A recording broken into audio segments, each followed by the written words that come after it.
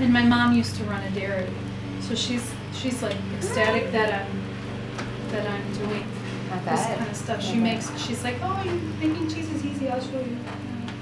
So, have you ever seen a snake? No. This is a Outside of garlic. Harry Potter. This is a garlic bud. Oh my gosh. That's interesting. And That's what you gave me, right?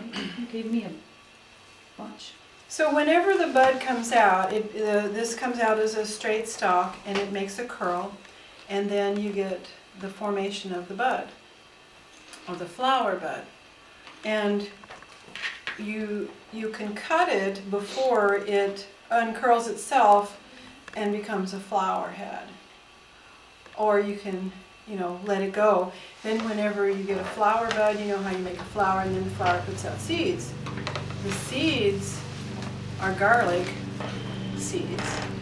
So they look just like a little bulb, but they're tiny. So you put the seed in the ground, and in 2 years you get a garlic bulb. The first year you get a small one little, like it looks like a little flower bulb.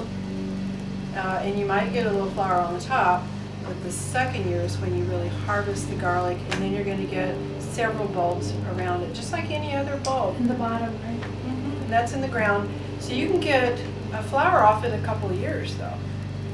So I have a neighbor out in the country who raises 30 kinds of garlic.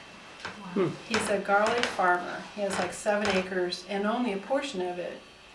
He's got 30 beds, and each bed is almost the size of this room. Mm. All over the world.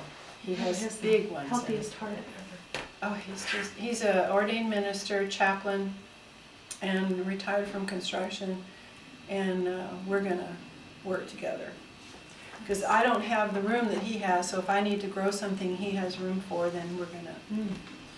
So he's going to give me my stinging nettles. We're calling it sister nettles, because sister nettles will sting you unless you have a pure heart and you approach her with reverence and love, and then she won't put out the chemical that stings you. So I haven't tried it yet. I don't know about that. So smell that. That's Smell how great. fresh that is. Love it. So we're going to use this in our, boing, boy that was good aim. We're going to use, not going to use this whole recipe because it serves 8, so we're going to cut it in half. Okay. So just a 1/4 cup. There's a 1/4 cup. Good enough. Yep. Thank you. And we're going to use a cup of sunflower. Now that's the cashew. The sunflowers have been sprouted, and you will see them opening up and tails on some of them. See how they crack open a little bit there? So these are, when you get a tail on them, you just keep growing them. Like here's a really good example of a tail. And here's a tail. Now you can hold that for a couple seconds longer, please. Oh, I'm sorry. Where is it? Okay, so there's a tail. Okay. And if we just let them keep going, then they would get green and we would have plants.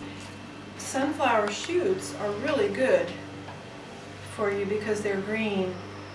Pea shoots are really good. A shoot is different from a sprout because a sprout is grown in the air with rinsing, where a shoot is grown in a medium, like a dirt. Does that make sense? Yeah. So your wheatgrass is really shoots. Your buckwheat, sunflower, pea, those are all grown in a medium. They do better. But lentils or quinoa or, these are sprouted, but they don't have the green.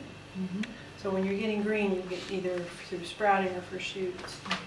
Oh, shoot. So we'll put a cup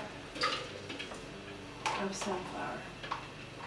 this is one of those that when you make it up ahead of time, it stays for a long time.